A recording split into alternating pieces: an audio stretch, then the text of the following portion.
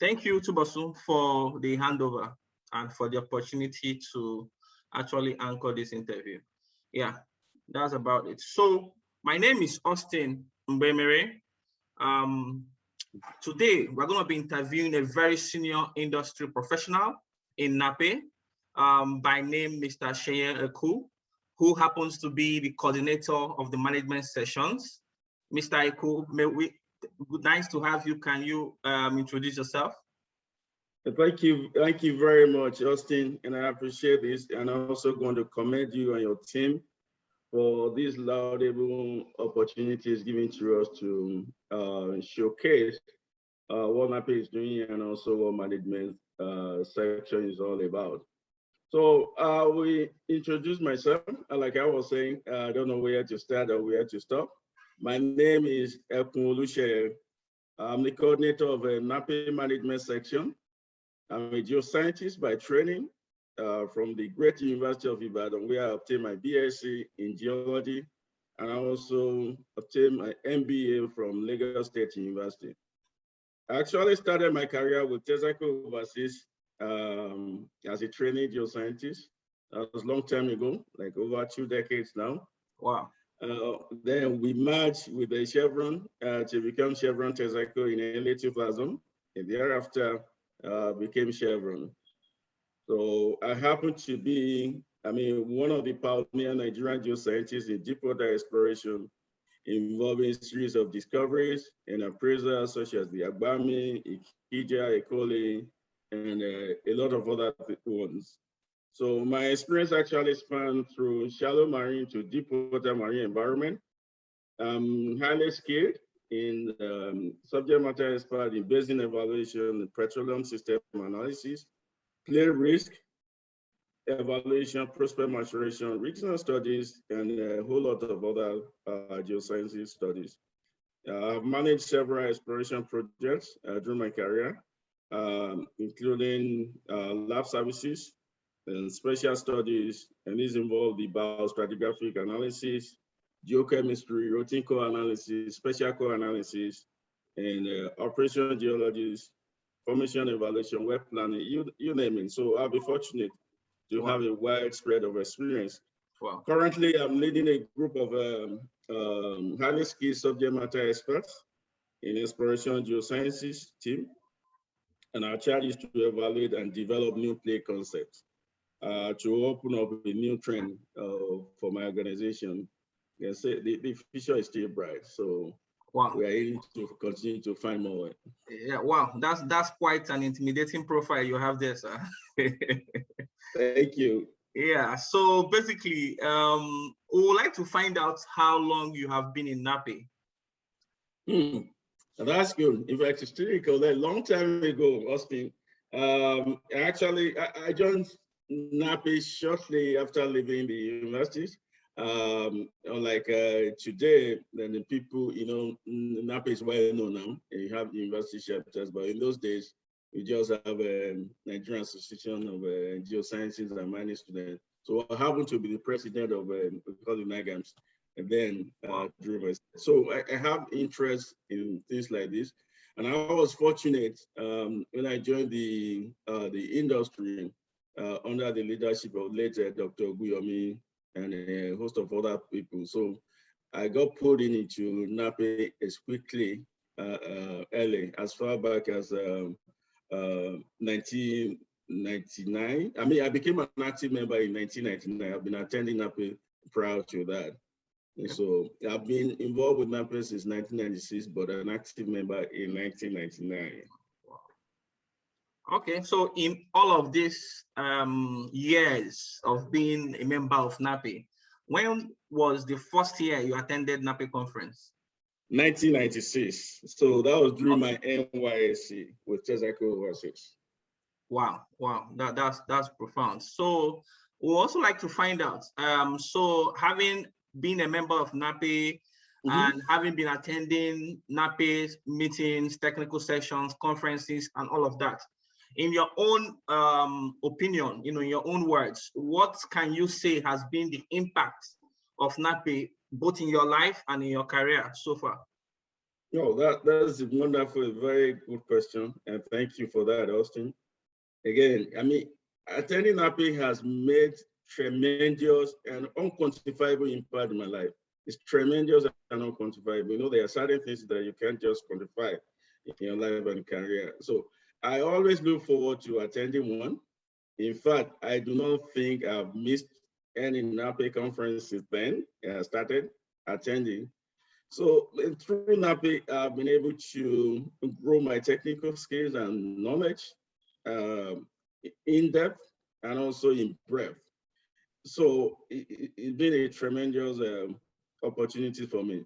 It's only through NAPE that you have the opportunity of knowing what other companies are doing in terms of their evaluation from the geology aspect, like what methodologies, workflows, approaches that people are taking, and also new ideas.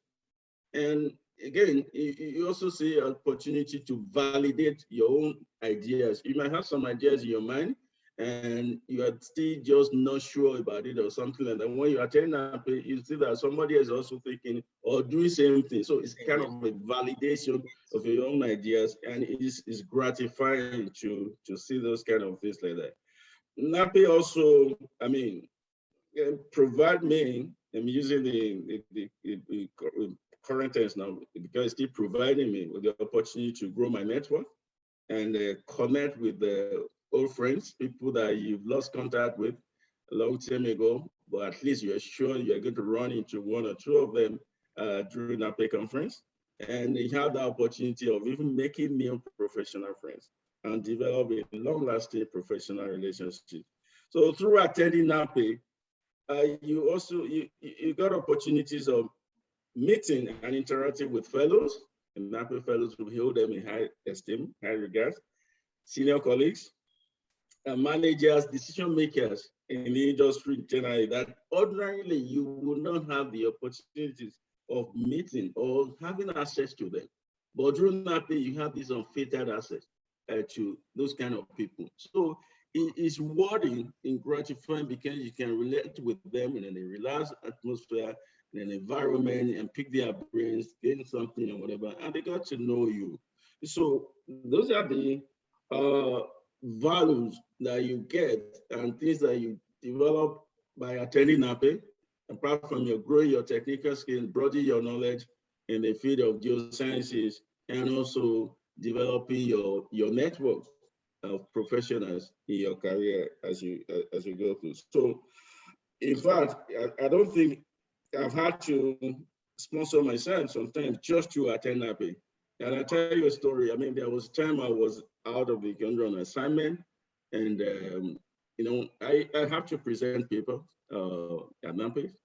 So, and I didn't get sponsors, but I said, look, I told my boss that, you know what, I'm going to go, I'm going to sponsor myself, even though it was expensive. He said, well, you must be very passionate about this. I said, yes, I am.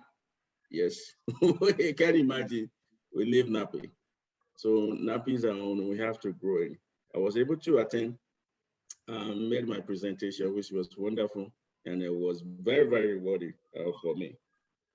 Well, from your story so far, it's so easy for one to actually pick the fact that you are very passionate about NAPE and you are very passionate about the things that you do, as a geoscientist. So we'd like to find out, for over the years, you've been the coordinator of management session for NAPE conferences. Can you share with us some of the attributes or characteristics that you possess that has actually distinguished you to actually play this role effectively, back to back over the years? Yeah, again, thank you so much, Justin, for that again. So, I'll say one way or the other, it just happened to me, I find myself in a position of leadership, even when I try to run away from it. Right from my, in high school to my university level, I was a secretary of the Nigerian Geosciences and Mining students, secretary to my faculty student, and eventually Even in the last year when I didn't want to, the stress was too much. And then my classmate said, you are the one that we wanted to become the president. So I found myself having to be the president. So this time around, and when the opportunity came, the then president, Jibola, to say, look, you can't say no. I want you to lead this effort. And say, well, I don't think I want to say no, because this is NAPE, and I have to do what is necessary. I'm passionate. I'm interested in doing that. So some of the characters, like you said, I mean, it comes to you naturally. For me, I'm always look for opportunity to make impact. You see how I can impact people, knowledge-wise, in all sphere of lives. And I also believe that together we can do great things. There's no individual tree cannot make a forest. You have so many trees to make a forest. So every member of the teams, you treat people with respect, with dignity, and then when you do that, you bring out the best in the people you are leading and give them the opportunity to even make some decisions. There is nothing like you just kind of like have that growth mindset. That is nothing wrong in making mistake. In making mistake is kind of learning. You learn from it. You train your brain. It's training and things like that. And believing that if you succeed, the team succeed. That we all succeed together. Yes. Rather individualism, you look at shared vision. So everybody is important, and that is why we be so fortunate with the people that are a member of the committee, because everybody have that sense of belonging, and also that they are contributing something meaningfully. No matter how the idea is, we want to listen to it, we listen to you, and I normally say that superior argument will win. And I want you, I challenge all my committee members to challenge me. So if I say something, don't believe that is whatever. If you don't challenge me, then we put it on the table, we will discuss it, bring ideas, and I'm ready to say, you know what? I think your idea is better than mine. Let's do it. So it's been working for us. It's been so wonderful. And this year is going to be another fantastic one in management section. So you look out for it. Wow. That's really inviting already.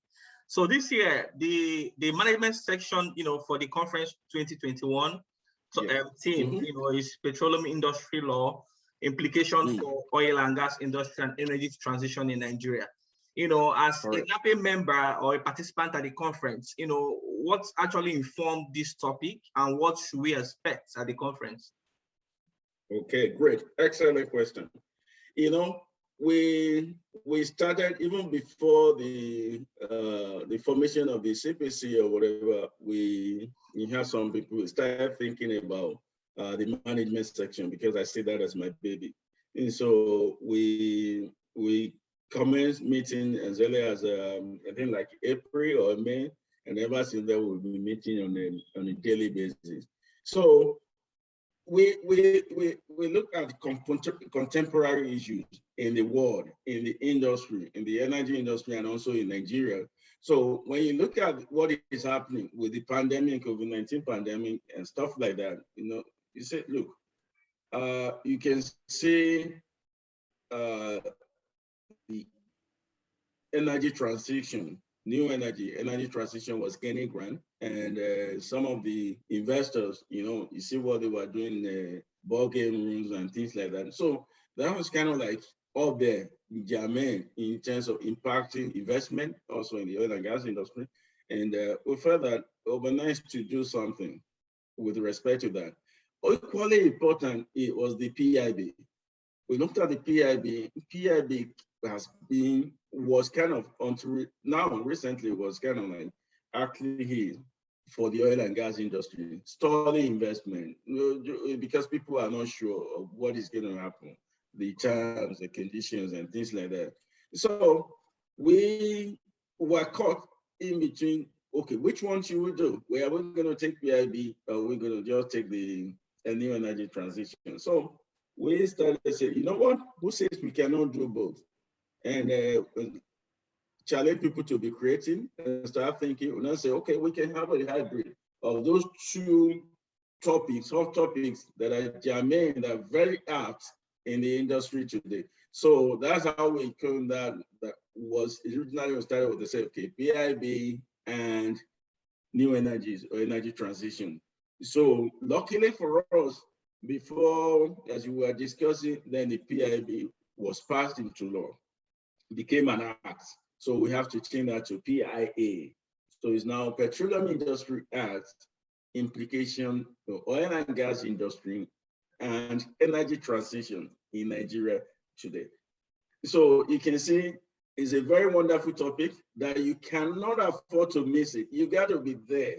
And the good thing about what we are doing now, the NAPE, which is hybrid option, is that, you know, in the past, it used to be kind of like a select high-level people that have the opportunity of attending management section. But now, every month that is participating, you can attend, whether you attend online or attend in person. And the way the executive has done it in such a way that is not clashing with any technical section. So it's a very, very laudable program that's going to be on its own after the pre-conference workshop. And people will have the opportunity of listening and see what is happening in the industry and the new direction that is going to happen in the industry. So let me say this, yes, the energy transition is happening, the new energy is happening. It's not going to displace oil and gas for soon because the world population is growing, the energy demand is growing. So you are going to need more energy, no supply.